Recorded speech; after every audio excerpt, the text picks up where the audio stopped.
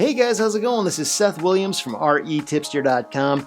In this video, we're going to talk about Class C properties. So what is a Class C property? And why do you need to know about it? We're going to talk about that right here.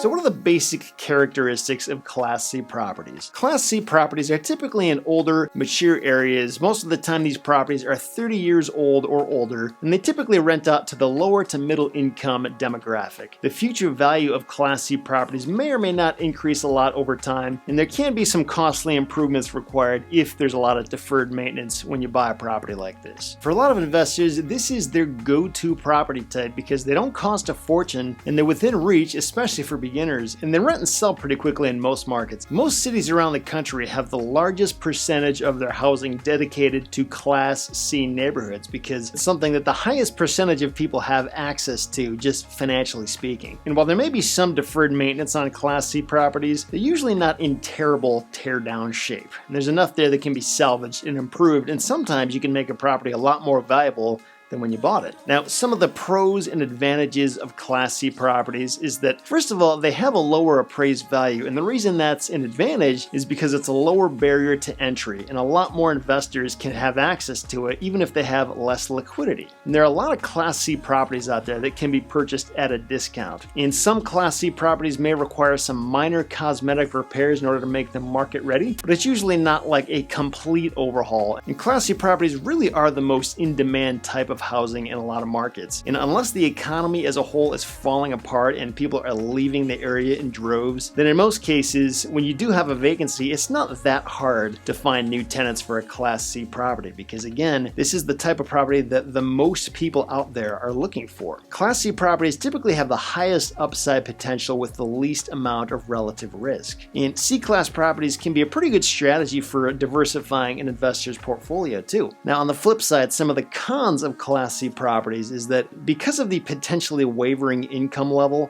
the tenant base for Class C properties may be more short-term than long-term. And like I mentioned, a lot of Class C properties may require more repairs because of the higher deferred maintenance. So now that we've covered the basics of this property type, it's important to understand that there's a lot of different physical and financial characteristics that can come into play when we're trying to classify a property like this. One key to remember is that everything is relative. A Class C property in one market should only be compared to other Class C properties in the same area. It wouldn't be fair to compare the Class C properties of Miami, Florida with the Class C properties of Fort Garland, Colorado. It's just not a fair apples to apples comparison. So I hope you found this video helpful, and if you did, you'll probably want to check out this next one, all about something called gentrification, which has a lot to do with taking certain class properties and actually changing it to a different class level over time.